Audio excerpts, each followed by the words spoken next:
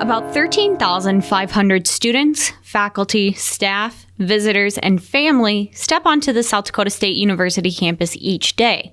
Approximately 4,000 students live on campus, calling it home. Each person has different lifestyles and requirements to maintain one's health. Doug Wermedal, Associate Vice President for Student Affairs, and Heidi Haro, General Manager for Aramark, are here today to speak about how the university accommodates students and helps them make healthy choices. Thanks for being here today, guys.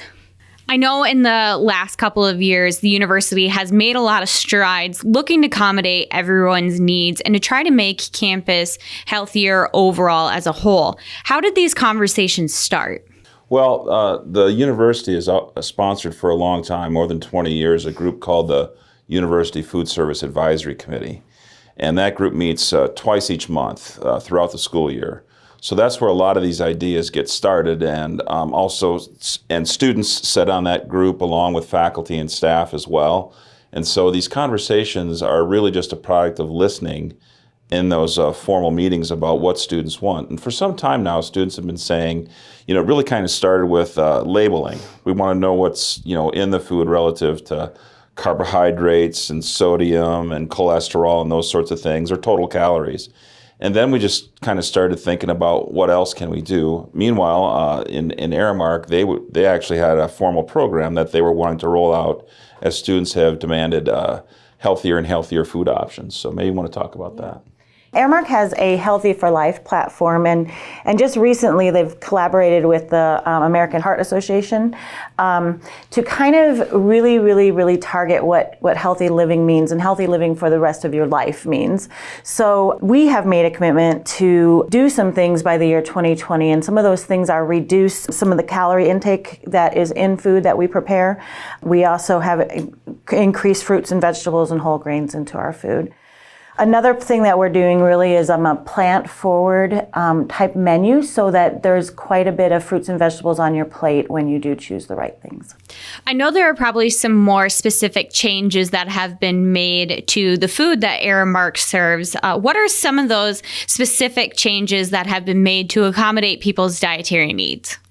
Well, I can start by saying we do have nutritional information for everything that we serve, whether it's from a national brand or one of our proprietary brands or a local brand. So that's available for students. We also have all our information on MyFitnessPal. So if you have the MyFitnessPal app, you can look up EBB Bagel, or you can look up Aramark Hamburger. Whatever you're looking up, it's there. Another thing that we've done is we have two stations called True Balance, and they are stations that you can get food that is made without 7 of the 8 major allergens. We have one in our residential, and then we have the very first only retail one in our retail market area. Doug, I know you've been involved with the Wellness Center expansion, implementing a tobacco-free campus. Can you talk a little bit about those things when implementing a healthy lifestyle? Sure. The nutrition is just one piece of what SDSU is trying to do to make sure that students stay healthy, because what we observe is that when students really develop that healthy lifestyle, they graduate on time, get to their careers more quickly, and important in today's world, they emerge with less debt because they're keeping the time towards degree short and on schedule. So a couple things that support that has been the tobacco becoming a tobacco-free campus.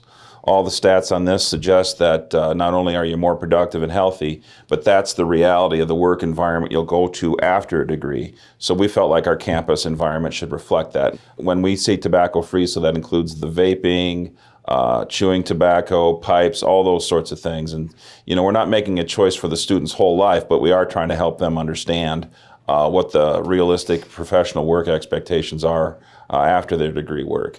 Another thing we've observed is sleep health. That's really kind of a hot area in terms of research right now, and frankly, college students don't get enough, and the sleep that they do get isn't of enough quality.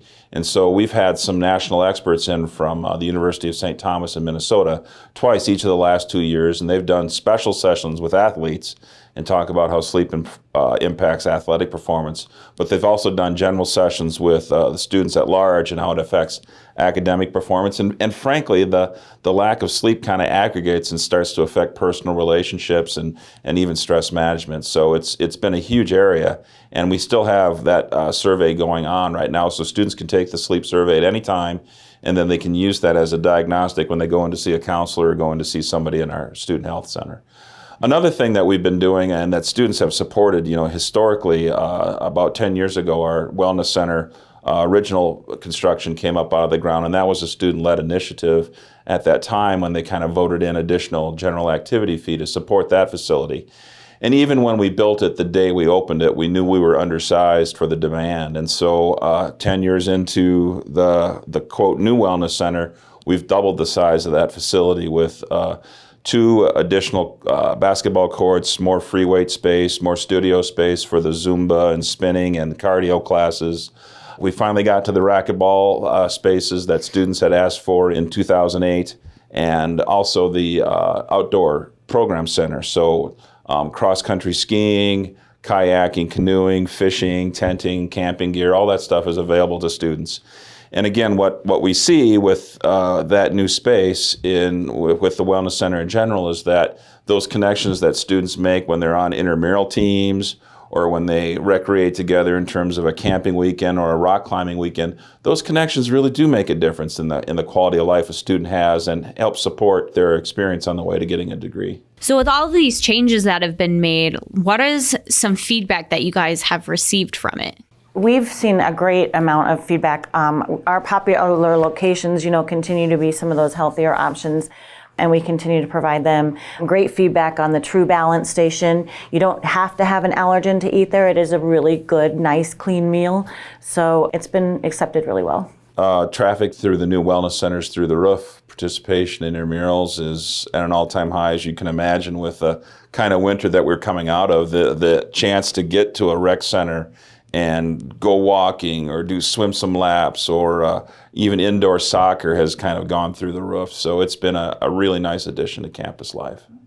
So you've been listening to students' wants and their needs, but how do you continue the conversation with them and the rest of the campus community? I think one of the great things about having Aramark as a food service provider is that they have that sort of same staff member is at the cash register or they're at the grill station in Larson, and people get to know them. There's certainly more than one, but everybody thinks of Helen in the Larson area who will call you sweetie or greet you, and that becomes part of what makes our campus friendly too. And so folks get friendly with their service providers, and they'll say stuff like, how come there's no lemon yogurt? Or we could really use tuna sandwiches through Lent season, or those sorts of things that are responsive to what students are experiencing right here, right now. So staff is one way. Another way is Aramark has a program called Voice of the Consumer. And so there's a card that you can fill out at each and every service site that says, hey, super job today on the burgers at Weary Will's, or you ran out of mayonnaise to-go packets at Chick-fil-A, whatever they're experiencing. And Heidi has to respond to those by company policy within 48 hours, or is it 24? 48. Yep, so they can go, they go right onto the website. It's 3 minutes, they fill it out, and then we get it immediately. So we can address issues immediately, but that's also where we find we're really looking for this option. And so that provides us immediate feedback. And so those are two very direct paths. Probably the third thing that is pretty dynamic would be the University Food Service Advisory Committee. And I know I referenced that before, but that becomes a place where if the first two are sort of about my experience today, UFSAC is what we call it, that group is about long-term planning. And so as we saw some of this emphasis coming forward on healthier options and not just burgers and fries, which we got to have. People like burgers and fries, obviously, and what we're just trying to do is make sure that there's a balance there.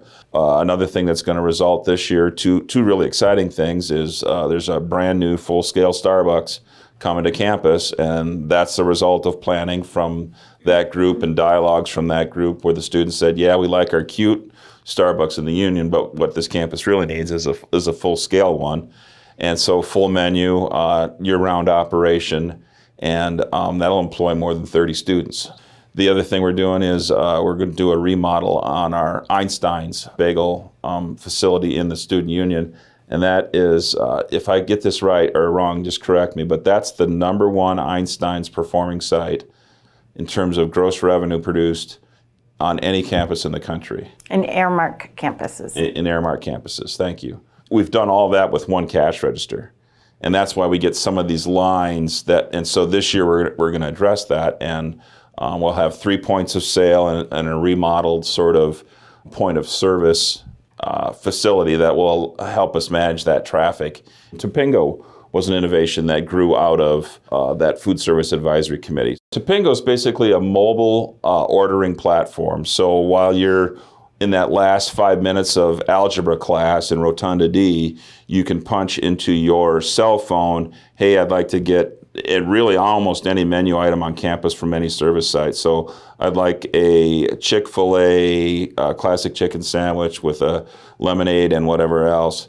And then that order goes in electronically and it's there waiting for you. You've put your student ID on file, and so it's just deducted from your student ID. And so all that becomes a way to avoid the line and also just make it quicker for you to get to. It's very popular for lunch especially. How much traffic do we do there in terms of transactions? So about 60% of our transactions are actually Topingo. Yeah, it's been probably the most important innovation for our management in the last 3 years. We were talking earlier about how students buy their meal plan and sometimes they run out towards the end of the semester. And what do? Heidi, I know you're involved with food accessibility on campus. Can you explain to me a little bit about Aramark's part in that? Sure. There's several ways that Aramark is working with students on campus. One is that we do work with Jack's Cupboard, which is a campus food pantry. And so we work with them in several ways. So I'm also and help on that committee as well. But students who have excess flex can donate their flex, and we will purchase food for the food pantry. And students who have excess block meals or a meal at Larson's Commons can donate that. And so then if you're a student in need, you can go and ask for or receive either a hot meal at Larson's Commons or some food at the food pantry. Another thing that we do is called Food Recovery Network.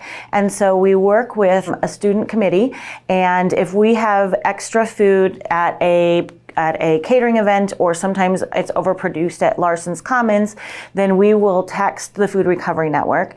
That we will freeze it, we'll package it, they will come get it, and then they have a network that they tweet out that they have some extra food, and students can come get a hot meal that way too. With the work that you guys are doing, are there any goals that you have in the immediate future? Any certain sort of change that students may see on campus coming up? Right. Well, the first two that are quite literally underway as we speak are the Starbucks construction, which you can see over there on Jackrabbit Avenue, and then the Einstein's Caribou construction that'll start right after students leave in June. So those two are immediate, and we expect them both to be open in August. So we're about 120 days out from cutting the ribbon on some pretty exciting new sites. I think over the horizon behind that, it would be Larson Commons. We always do student surveys, satisfaction with the customers, and it's clear that Larson probably is in line for a refresh. And then it's also been about 8-10 years since we did those new retail sites that are very popular, Panda, Extreme Pita, and Chick-fil-A. And those will probably need some attention. The national franchises usually say they want to see you refresh every 5 to 8 years, and we'll be coming up on a refresh probably for Chick-fil-A. Those will be some of the things that are over the horizon. I think some other fun things are that all our national brands and also our places like Wary Wills or Larson Commons run limited time offers. And so it's fun to be able to watch for those, and we post those on Instagram so you can always know what's coming up. But so you'll get the national brand limited time offers, like there's a pink drink right now happening at Starbucks that's super, super exciting. But also we, through that, run some of our limited time offers through that plant-based menu so that students can experience and try new things, but then get their same favorites too. Thank you, Heidi and Doug, for being here today to speak with me about making healthy choices here on campus. This is Between Classes. Thanks for listening.